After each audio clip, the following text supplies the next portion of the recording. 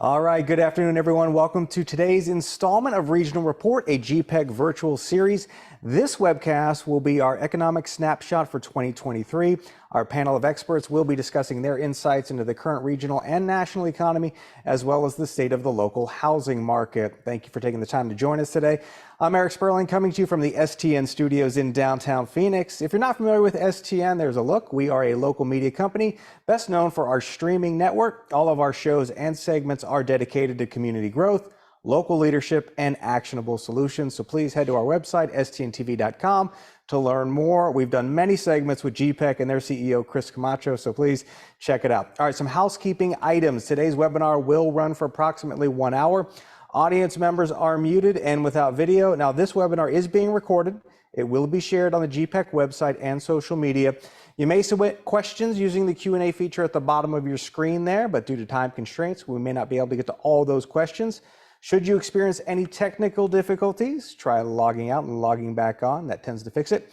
We invite you to share this information on social media. Please feel free to tag GPEC and use the hashtag #GreaterPHX together where appropriate. All right, let's introduce the panelists. We have 3 speakers joining us today. We'll be hearing from Steve Wyett. He is Senior Vice President and Chief Investment Strategist for BOK Financial.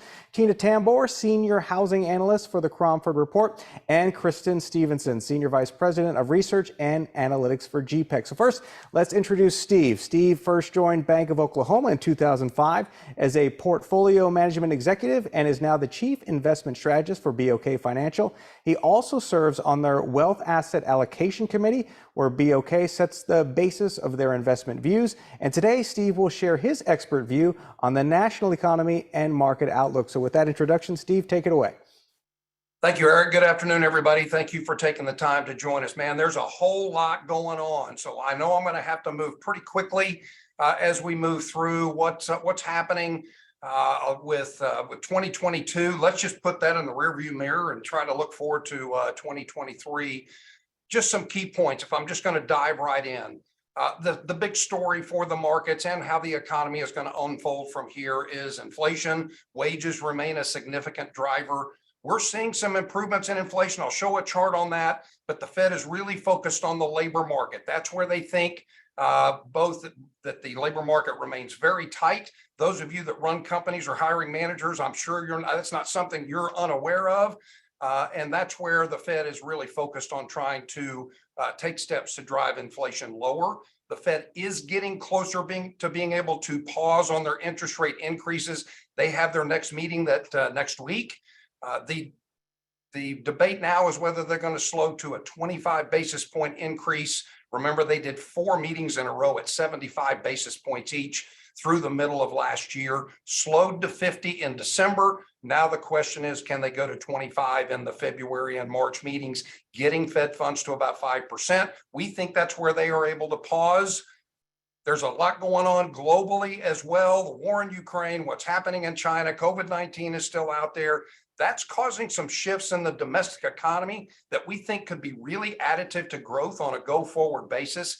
That is that COVID-19 really exposed some of the weaknesses of business models that had so much of our production overseas, between what China was doing from shutting down cities until here just very recently, and then the supply chain issues of trying to get those goods here into the United States. We're seeing companies make different decisions as they move forward. As I mentioned, the bond market's close to reflecting what we think is going to go on there, and we think the bond market is much more fairly priced, still a little bit cautious on equities, as we think we haven't seen the full brunt of all of the tightening that the Fed has done to this point.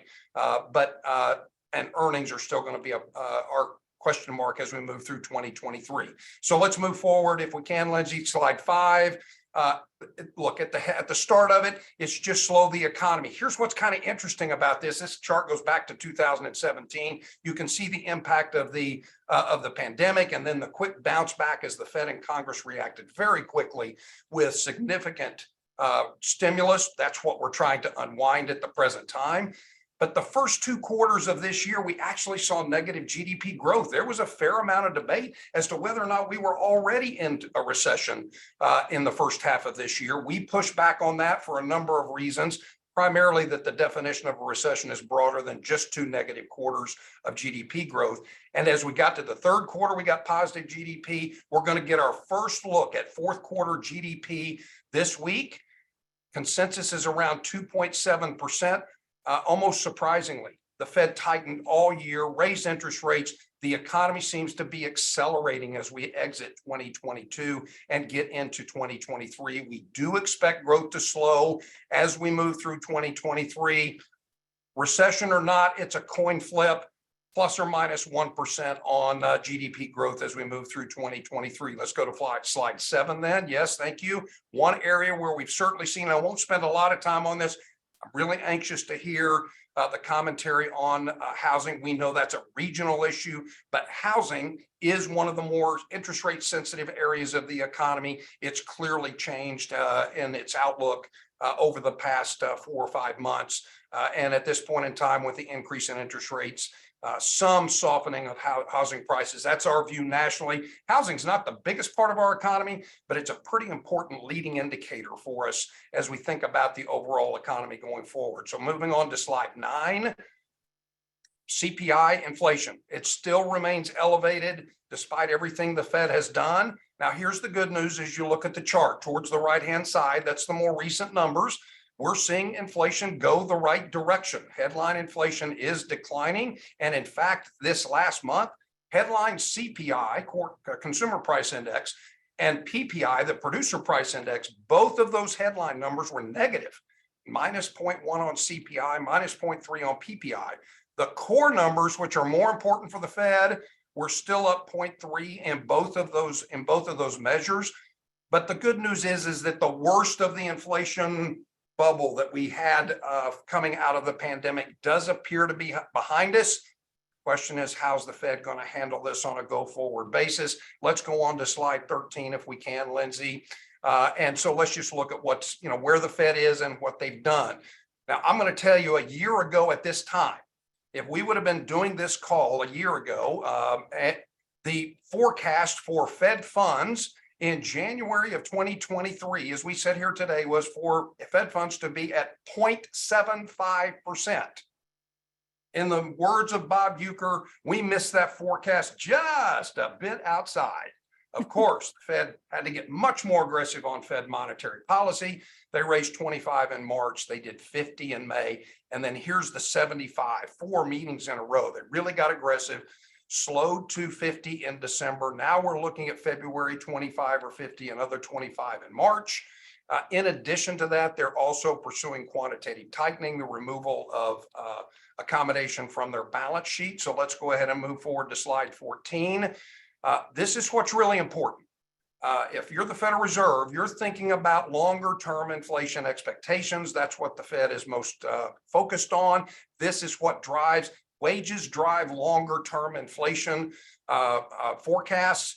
This is just a chart of the inflation measure being demanded by investors in 10-year Treasury inflation protected securities, the TIPS market. So we like this because it's a market-based measure of what the market participants are anticipating for inflation for the next 10 years. And you can see that these numbers have definitely come down. They're still above the 2% Fed target. So it's a little bit early in our view for the Fed to declare victory, but we'll be watching this closely. If we see this turn back up, that's when the Fed would get very concerned about inflation and maybe start thinking that 5% isn't enough and they've got to move interest rates up higher, 5.5%, 6%, 6.5%. That's not our call at this time, but this would be a marker that we would look at to measure that. So go to page 4. Now let's go to page 16. This is all about wages and it's the labor market. I was just making another presentation in Texas last week to a group of CFOs. This was a really lively part of the conversation. Everybody sees this, you know this light gray line is the number of open jobs. We've got basically 1.6, 1.7 open jobs for every unemployed person in the United States.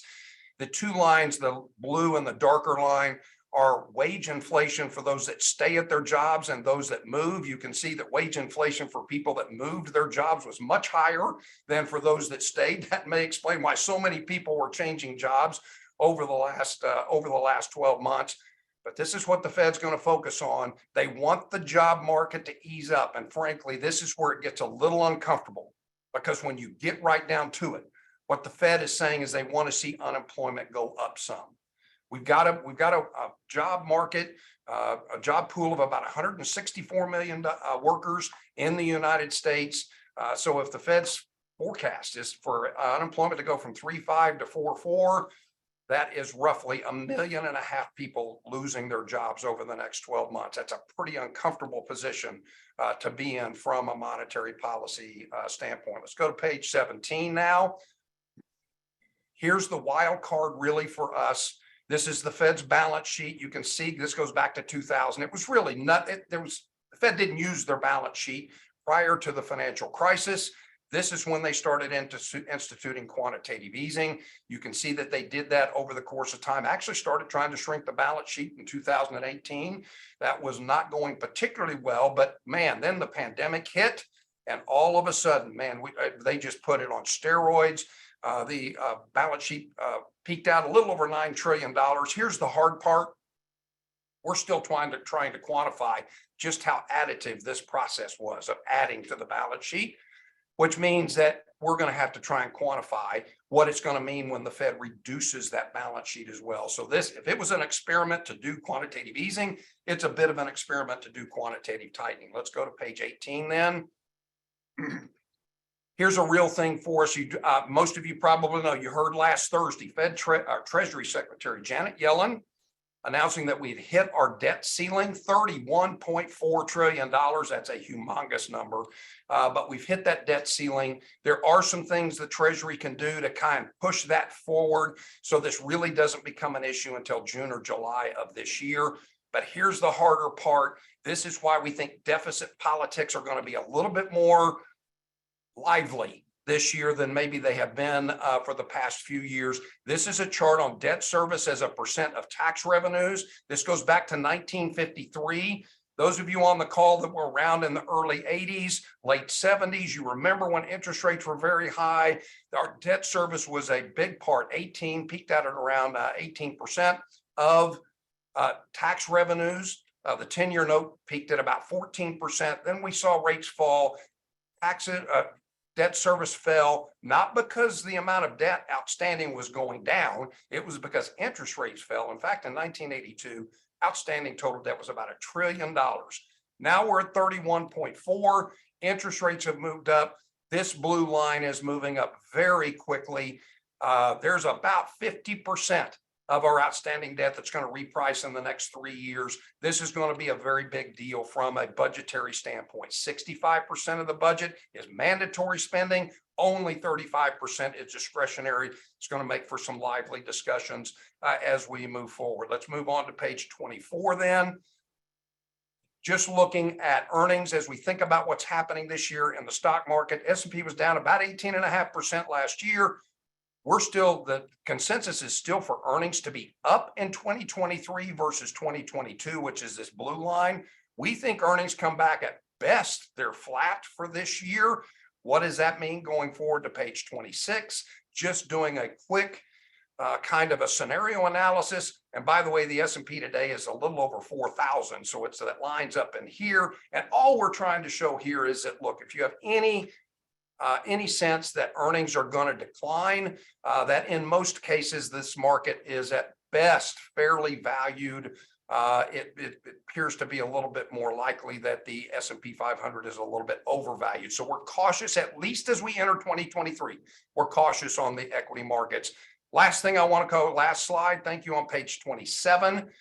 We did get through the midterm elections. There's two things that are happening here. Here's our makeup now. We were over here, Democratic Congress, Democratic President. We now have a Democratic Senate, Republican House, Democratic President. That's the second highest. That makeup gives us the second highest average annual returns in the S&P 500. And this last bullet point, year 3 of a presidential term has also historically resulted in positive returns. Every administration since World War II. That means it's either a very strong statistical anomaly that's going to happen again, or maybe it's about time for that statistic to be broken. But in any case, that's why we're we still remain a little bit cautious on equities. So man, that's about as fast as I can get through hitting the high points. Thank you. And I think we're going to turn it over to our next speaker. Thank you. Thank you, Steve, and great job and bonus points for the Major League reference. All right, here we go. Let's move on. We've got Kristen Stephenson, Senior Vice President of Research and Analytics for GPEC. Kristen has been with GPEC for almost 17 years now and currently leads their innovative research programs such as the Community Partnership Program and the Market Intelligence Analysis for the organization. She'll be guiding us through the data that illustrates the current economic situation here in Greater Phoenix. All right, Kristen. Thank you very much. Yeah, so you got to hear from Steve about the national economy, and now I'm excited to tell you about what's going on in Greater Phoenix and Arizona more specifically. Steve showed us the GDP for the national economy. Want to look at it on the state and regional slide. We saw a very significant expansion in our GDP in 2021 compared to 2020 in the Greater Phoenix area. We actually saw almost a year-over-year increase of close to 7%. Arizona following that very closely at just over 6%. Both of those outpaced growth rates on the national GDP. As Steve had mentioned, we did see a little bit of the contraction in the GDP in quarters 1 and 2, but then a rebounding in quarter 3. Due to the way the data is released on a regional level, we won't see that full 2022 data for quite a bit in the Greater Phoenix area, but typically we do mirror the state and national economy just at a slightly higher performance. So, kind of expecting to see that general trajectory on the gross domestic product here for Greater Phoenix and for Arizona. And if we can go to the next slide.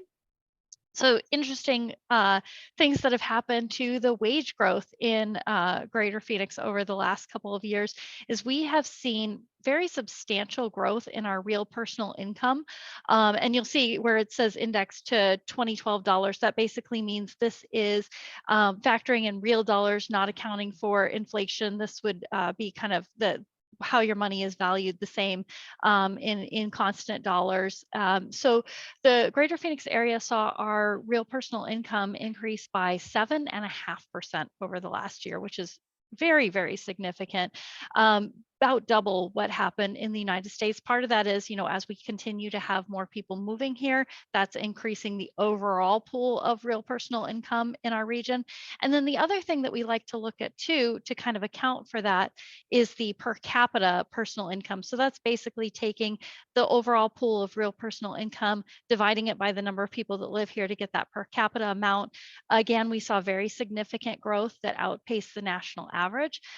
We topped $50,000 per capita personal income for the first time. We still do lag the United States by a little bit. This has been kind of a historical trend for the Greater Phoenix and Arizona areas for a number of years. However, we are starting to close that gap a little bit.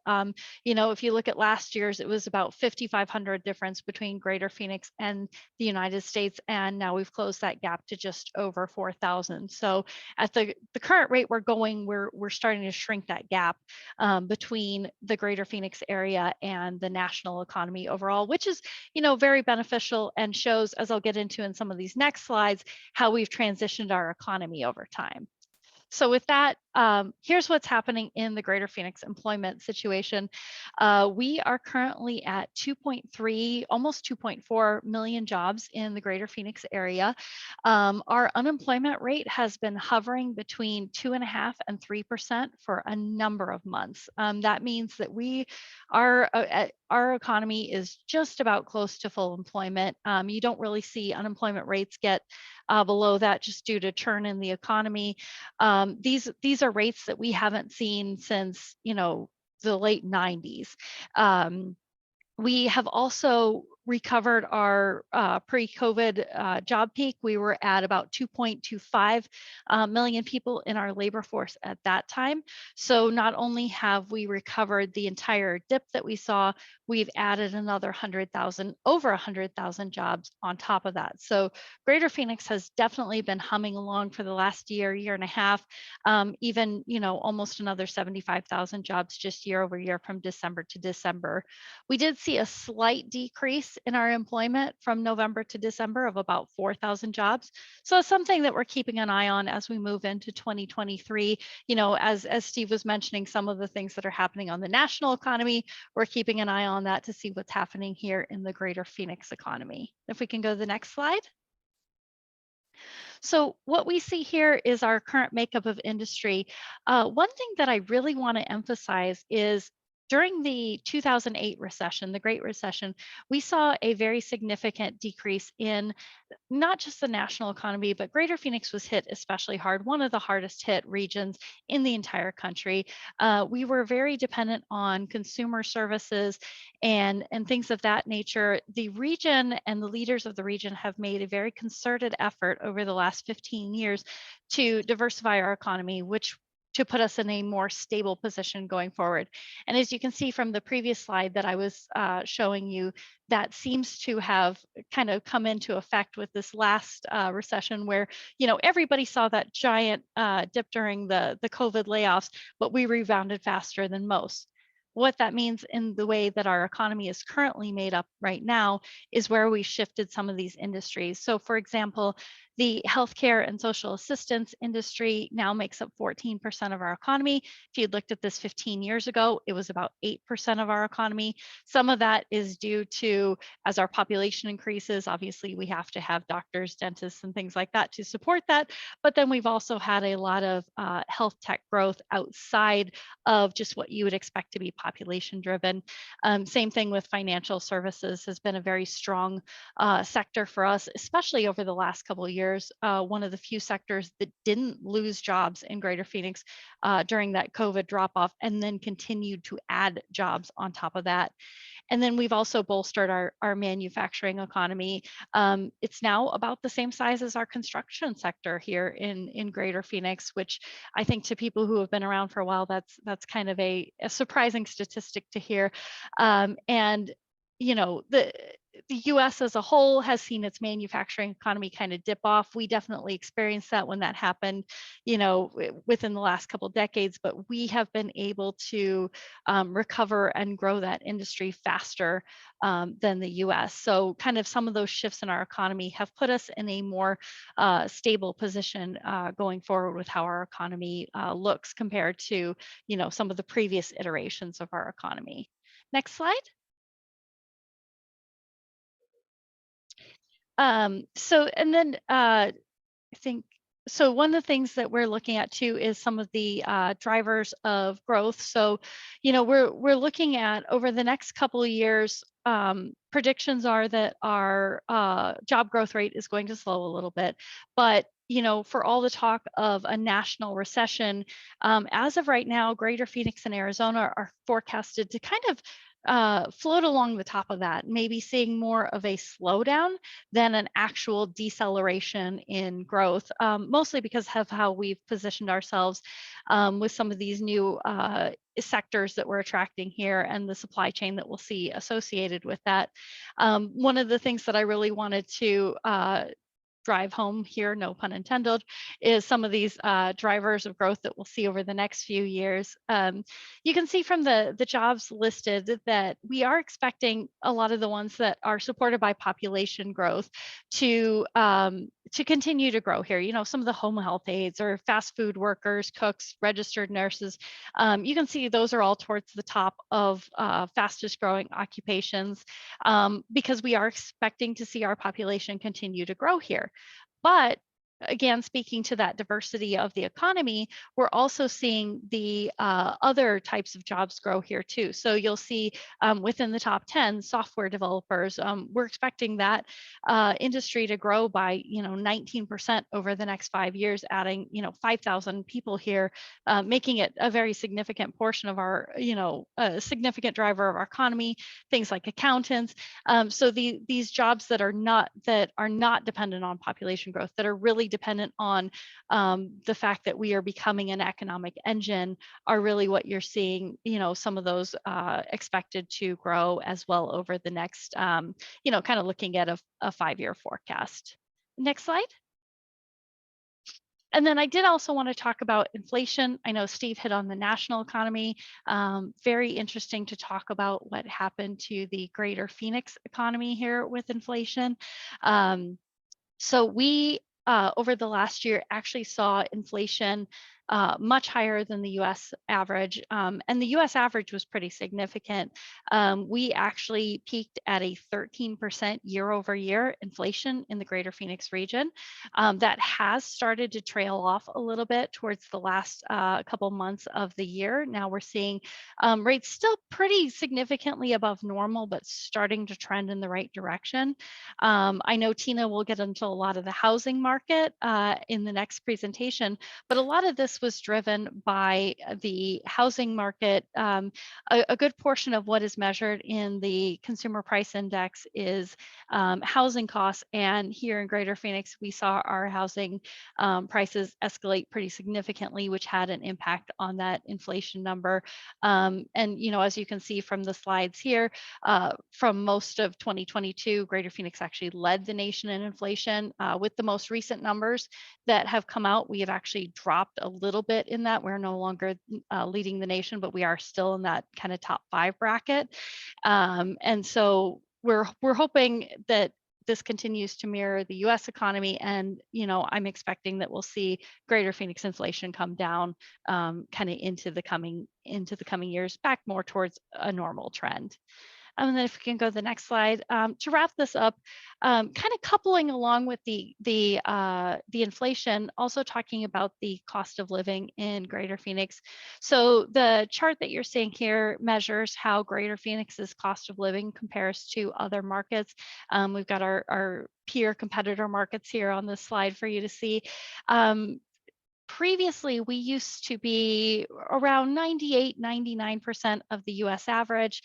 Over the last couple of quarters, we have actually jumped above the US average, not significantly. With the most recent numbers that have come out, we're about 5 to 6% above the national average. The good thing for us is we're still very competitive with our peer markets. You can see we're just above Austin and Dallas and still below places like Salt Lake and Denver. And obviously, you know, we still present a good value proposition compared to Los Angeles, San Francisco, Seattle, and other markets like that. And then you can see from the different indices here, what was really driving that. Again, like I said, with the inflation was the housing. We're at 130% of the US average for our housing, but the other factors are staying either at or below 100%, such as grocery, utilities, transportation, and others. So, you know, just kind of wanted to show like how these numbers are really affecting what's happening here in terms of our cost structure. And I believe that was my last slide. So I will turn it back to Eric. Great job, Kristen. Thank you so much. I do want to remind our audience, we have a significant number of people joining us live. Reminder to drop your questions for our speakers into that Q&A feature at the bottom of your screen. The questions are coming in and we'll get to those after. Okay, let's bring in Tina now. Tina has 18 years of experience in the title and escrow industry and has spent the last 11 years working with Michael Orr on the Cromford Report as an independent residential housing analyst. So Tina, with that, let's kick it over to you. All right. Thank you guys so much for having me on today. I wanted to remind everyone that our state is still a very young state. So this picture of Brophy College is almost going to be 100 years old in just a few more years. And if you kind of think about the expansion that we've seen, that is the now overlay of how much Phoenix has actually grown. So just a reminder that we just turned, I think it was 110 years old last year. So there are still some people who live in the state older than us. So with that, let's just move on because real estate keeps on moving on. We're going to do a quick year in review. I will say I gave 2022 1 star. I don't really want to go through that again, please. Especially if I speak for the industry as a whole, we've had enough of that.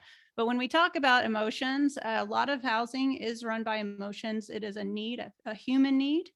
And so there's generally, when you see more population coming in, you have more demand for houses. So what we've experienced over the last year has gone from a state of euphoria to unease right around March. April, we went into denial, pessimism. June, we were panicking. By July and September, we have capitulation. That's where the sellers just started reducing their prices and they started giving concessions. And then we went into a state of despair. And now we're stating that we are in now not just despair, we are now in skepticism. And that basically means that we're starting to see some good measures come out, but nobody believes it just yet, just like they didn't believe the bad measures in March. So let's see what that looked like on the stat page. Like you can see here, this is the contract ratio, where we take basically just a ratio of what's under contract compared to what's active. And you can see that February and March, typically this measure moves up from January all the way up to May. So when it started to stagnate in March, that was our unease, right? Come April, started getting a little bit, like what's happening here. And then by May, we were getting pessimistic. By June, that was capitulation. And by July and August, actually July, August, September, and September was about capitulation. June, we were panicking. But right there in October, November, and December, I just want to point out the lowest points. That's where people started to get into despair. That's when the mortgage rates went up over 7%, right around late October, early November. And we hit one of the lowest parts on the contract ratio. So part of that seasonal, part of that is not seasonal. But what I want to point out on this is that it's always about that ratio. A lot of people talk about demand right now, especially sales. But without knowing what's happening with supply, it's very difficult to project on price. So the MLS brings us to the realization that while demand was going down from September to November, the supply was actually going up. So when those two go in opposite directions, that means you're going to see the measures go towards the favor of the buyer. Essentially, the sellers were having a hard time, more days on market. But since November, the irony here is that your under contract started to go up, but your supply continued to go down. And that started to give us a little bit of a stabilization. And when analysts start to get a little optimistic, you can see there's just a little bit of an improvement in January. We're trying to get out the optimism, and many people are, I'm presenting to a lot of, crossed arms these days. So if you go to the next slide, and what we're seeing here again is a seasonal shift. And that's why analysts are getting a little more optimistic now, because seasonally speaking, between January and May is when things tend to get better for our sellers. And to see any kind of seasonal impact gives us some optimism that the first quarter of 2023 is going to be better than the last quarter of 2022. So bring that to the next slide. And you'll see just comparing January weeks to January over time, we're now actually in pre-pandemic 2019 January, what we would expect as an industry in terms of ratio. What we don't have is normal levels of supply and demand. Both demand and supply are low, which is why the industry as a whole suffers, because the only thing that feeds them is closings and contracts. So to the next slide. So basically, the question is, while the industry might be bored, if you will, not a lot to do these days, the experience for the buyers and sellers is really not that bad in comparison to historical trends. So the Cromford Market Index gives us a balanced market, seller market, or a buyer market. That's what gives us the prediction for price. How much upward pressure, downward pressure on price are we seeing? Right now, as of this week, literally just within the past couple of days, we have actually moved back into a seller's market. And that's why there's so much skepticism in the marketplace right now. So nobody wants to believe we're in a seller's market. It doesn't feel like it. But over the last 30 days, we've seen supply continue to drop seasonally. This is not what we expect for this time of year. And demand is starting to improve. So with that, we're seeing a little more push towards sellers and a little less downward pressure on price. So on the next slide, you'll see what that looks like. This is that 2022. You can see that was our last year. From February to March, the index started to tell us that there was a weakening in the marketplace way before we actually started to see it. And that's where we're coming in. There was a 4-week buyer market in December, and it's gone. So if you had buyers waiting for that illustrious buyer market, a little late to the party, but here's the thing, it's still a very good time to buy if you can qualify under today's rates. And so was December the bottom of the market? We won't know for another 3 months, because we have to wait for all of those deals to close now so that we can actually determine what that's going to look like. So on the next slide, you'll notice that we have a serious number of cities now, major cities that have come out of buyer markets and into balance or now into seller markets. We have Avondale and Mesa came right out of a buyer's market 4 weeks ago, and now they're in seller markets, weaker ones. You have Chandler came out of a balanced market and boom into the top 3 seller markets. Paradise Valley jumped over Fountain Hills and they went into the #1 seller market of the valley. So that just tells us that luxury is still doing extremely well. For those buyers still looking for buyers markets, you're looking at Goodyear, Queen Creek, Maricopa, and Buckeye, wherever you have new home construction. They tend to add a little more supply to the marketplace and give the buyers a little more advantage. So on the next slide, we're going to see just exactly how our contract activity is faring. Weekly accepted contracts are now a nice big boost. We haven't been this high literally since about June, frankly. It's not as high as the first part of 2022, but let's just agree that nobody can compare us to 2022 right now. That was crazy. So next slide. What's happened in that time frame since June is that our owner occupants have now come back and they're now driving the bus on housing again. It used to be your cash investors and you know, the iBuyers and the flip investors and all of those euphoric people and entities, but now we've got homeowners, normal people who want to live in the home are now back in their normal range between 70 and 75%. Now, and on the next slide, you'll see the big winners when cash retreats. You know, cash, by the way, is responding to a lot of Steve's report. You know, they look at all of those national things, but when cash retreats like this, it has created an opportunity for FHA buyers here that had been rejected for so long over the past couple of years. So you can see the FHA percentage market share actually bumped up from 8% to 14%. And also it's been a lot easier for our VA buyers as well. So the good news for them as the cash retreats. So basically 2022 went from this 58% of everything selling over asking price with a median of $20,000 over to this. On the next slide, you'll see we have now 51% of everything closing in the MLS has some form of seller paid concession to the buyer from 12% in April. So this is the big thing that's changed for buyers now. If you go to the next slide, you'll see that the interest rate buy down is what is not being reported in the affordability rates, okay? Because they're taking the existing rate with existing incomes and creating an affordability, but many sellers are doing temporary buy downs, and that's about $10,000 off their price. And it gives the buyer anywhere from 1 to 3 years of a reduced rate. They still have to qualify at the higher rate, of course, but if they can qualify at the higher rate, they can actually get essentially, in some cases, 3 or 4% for at least a year or two. So next slide. That brings us to millennials, those people waiting for those prices to drop. When you adjust the prices for the level of concessions that we have now, while our median price right now in the MLS is $415,750, the adjusted one, when you take into account all the concessions, is about $410,000. So there's about the $5,000 to $6,000 gap there. And that's what the buyers, if you're just tracking regular price, that's what you don't see. When the market starts to pick up, the concessions eventually will go away. We'll be left with the regular price. So next slide.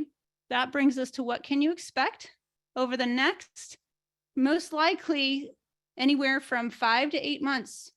Actually more, it's going to be at least 7 to 8 months. Every year over year return now report is going to be negative, even if our prices stopped dropping, which they appear to have done just for this time being. If that continues to be flat, next month we're going to be comparing to 450,000 and then 462 and then 471 and then the peak of 480. So this is what we call the hangover of 2022. All right. So expect those negative year over years, but the only thing that matters is what direction that line is going in. And what we're seeing is less downward pressure on price. So on the next slide, to wrap it up, the only thing that matters too are people who have owned their home for less than 2 years. In the MLS, the vast majority of people with resale listings have owned their home for at least 2 years. The 2 to 6 year appreciation rates are still extremely positive for sellers despite the last 6 to 7 months. So basically, you're looking at least 10% a year annual return, which has meant that many of these sellers do have the equity and the means to help buyers out and buying down these rates for the time being. And it's just the short-term holds, like the flips, like the cash investors that got caught with an empty home that they needed to sell. So on the next slide,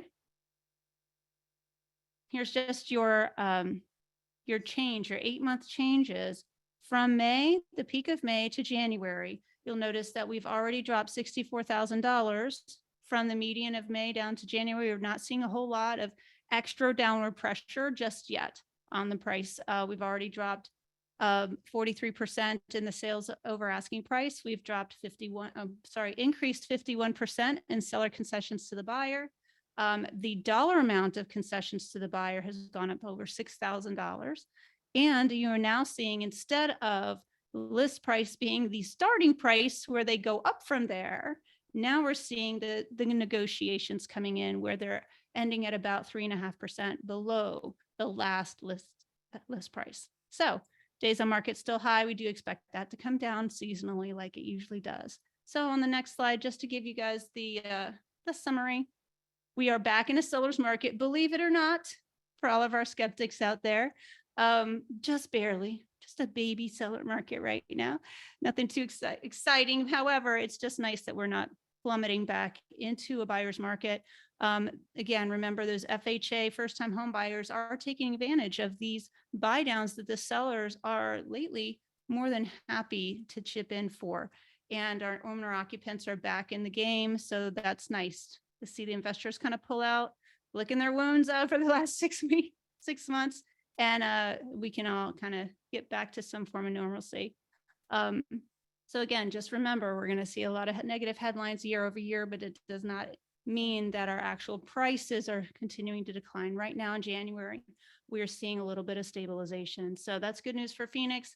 And as we always said, we don't always follow the overall national trend. We're like the bratty little sister of all of the big cities. So look at us, we're still growing. Well, with that, I'll turn it back over.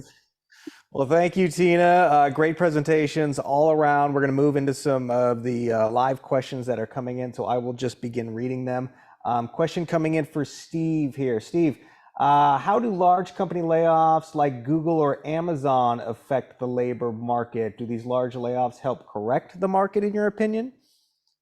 Yeah, thank you, Eric. And that we have seen some pretty big announcements. They seem to be rather focused now. These are primarily tech companies, and I'm going to use a line on this, kind of like what Tina just talked about in the Phoenix housing market. The amount that we've seen, and I totaled it up just looking at some of the bigger announcement that I saw, and we're about 150, 200,000 is the number. That comes nowhere close to the number of people that these companies hired from 2020 through 2022. So it is indicative that the labor market might be softening a little bit. But again, getting back to the size of our labor force at 164 million, what are we talking about there? 10 basis, maybe 0.1%. That's not really indicative of a weakening labor market. And by the way, it does appear a lot of those people that are getting laid off are finding other jobs pretty quickly because the unemployment rate continues to be at a cycle low of 3.5%. Okay, thanks, Steve. Question for Kristen, and I know some of our participants will be getting copies of these slides. So Kristen, does the job title listed as General and Operations Manager include advanced manufacturing jobs? So when we're looking at those occupational codes, there are thousands of occupational codes out there. So the general and operations managers are a lot of your people who are kind of running the operation. So they can actually be in multiple industries. We do see a lot of growth expected in the manufacturing in occupations, though, but that some of that is included in general and operations but it also is much broader to the whole economy. Got it. Okay, Tina, there's a lot of participants uncrossing their arms and now typing questions in for you. We've got a flurry of activity. Are we seeing more rental properties being listed for sale in response to the need for housing inventory and the growing home values? Right now, what we've seen from September of 2021, we saw a massive increase in the number of rentals in the MLS. But over the last 2 months since November, we've actually started to see the 12-month lease active listings come down and stabilize. That could be in response to the Super Bowl, people switching their 12-month leases into short term. So it's hard to say whether or not that is going to be permanent or not. I can tell you that it's put a lot less pressure, downward pressure on rents. So over the last couple of months, we've seen rents kind of stabilize. Okay, another question coming in for you, Tina. You mentioned housing supply dropping at this point in the season is unusual. What's causing that, and when do you anticipate that will change? I believe what's probably causing it is that many sellers are not desperate to sell. And so if they don't have to, they just hold on to see if the market gets a little bit better. But I have a feeling we will start to see that release. Seasonally speaking, we tend to see January, February, March are big months for new listings to come on. And I have, how it is with sellers. Once they start to see their neighbor's home sell, they figure, okay, well, that didn't take long. So I'll throw my home on the market and we'll see how that goes. So I expect to see some more listings coming in, but right now we're seeing a decline in our supply pattern, which is typically we would see that rise between now and mid-February. All right, Steve, what percentage of federal debt will reprice and in what time frame? Yeah, there's so out of that 31.4 trillion that we've got outstanding, roughly 50% of it's going to reprice in the next 3 years. That's a huge amount of our debt. And it makes some sense. When we were going through the pandemic and spending a whole lot of money, we were issuing a lot of short-term debt because interest rates were close to zero. That's going to come back and bite us a little bit now that those short-term rates are moving higher. But it's a little over 50% of our total outstanding debt will mature in the next 3 years. Got it. Okay, let's see. We've got a question coming in for, I guess it'll be for Kristen. Kristen, you did a great job of kind of showing how we matched up with other cities similar to the greater Phoenix area. What's being done in Arizona to attract more startups and entrepreneurs? Venture capital funding has been lagging in other states like California, New York, Texas. Are there programs in place to address the need for venture capital here in Arizona? Yeah, I mean, that is something that we're tracking because that our area has traditionally lagged some of those, traditional tech markets. So the great thing is we have a lot of communities here that are very interested in making sure that the startup community succeeds here. So they have programs in place to help businesses, understand how to go through the business process in their cities. And then we have a very strong startup community here, Yes Phoenix and groups like that, to really allow the entrepreneurs to collaborate with each other to find resources. Aside from that, though, we do want to make sure that we're continuing to get venture capital firms to see that there are good investments to make in Greater Phoenix, and to get some of those firms to, actually have a presence here. A lot of times, venture capital firms will invest, in companies that are, nearby them. So continuing to attract that market here is something that we need to do to make sure that we do continue to support our startup and entrepreneurial system here. So speaking of venture capital and access to capital, I'll go around the panel list for this question here. And we've all kind of had this theme where, and somebody said it, quote, Greater Phoenix is humming along right now. Steve, we'll start with you and then we'll go around the room here. What will it take to create a more equitable, let's say more inclusive economy for all here in Greater Phoenix? Wow. Oh, thanks for starting with me on on this particular answer. I think that that's kind of the holy grail of economic policy for us at this point in time. And I'm not sure I have all the answers to that. Eric, man, stump the chump kind of on the panel of experts here. But look, I think here's the thing that I see when I listen to Kristen talk and when I hear Tina talk about what's going on in local Phoenix markets. As we compare ourselves, our economy, and the way things were going in the financial crisis, look, as we enter this period where there are some question marks about economic growth, what we have are cities and communities and states that have invested a lot of time and money in making sure that economies are more diverse than they used to be, that are in a better position to handle slowdowns in certain parts of the economy without that causing a major impact on the rest of the economy. I see that when I was in Texas presenting just this last week, here in Arizona. Now, look, there are parts of our economy where you're going to see some greater impacts from economic weakness than you do in Phoenix. Phoenix has and Arizona. You have people moving into that state. Supply of people goes a long way towards helping the economy stay active. But I think the longer term aspect of that, Eric, look, it's going to get right down to the companies that are working with educational systems and local and state governments that are just doing the things that they need to do. Not always easy, certainly not easy, and maybe not always popular, but making sure that they're thinking about things from a longer term perspective. Thank you for that, Steve. Tina, anything you want to add there or share your perspective on?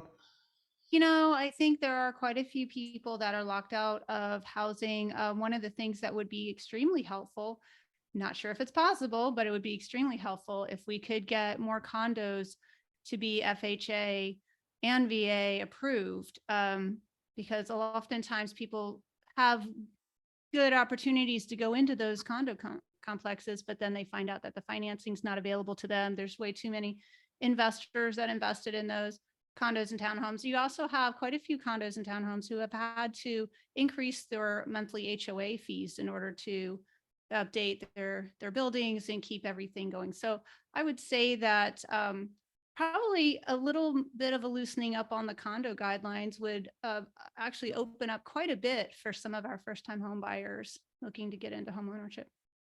We're running a little short on time, so Kristen, I'm going to get right to one of the questions that was proposed directly for you. It's on water. Is the water supply going to negatively affect future business migration to the state of Arizona?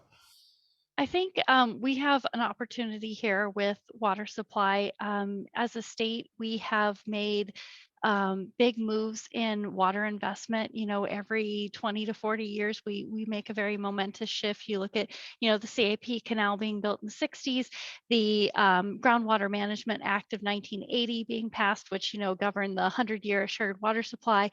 And so I think we have a real opportunity to get people to the table again to make those big decisions on what's needed for water. I think we really have to get the messaging out there that we have done a good job planning. We need to continue to plan, and we need to have those conversations about, you know, what's the right balance of water use here.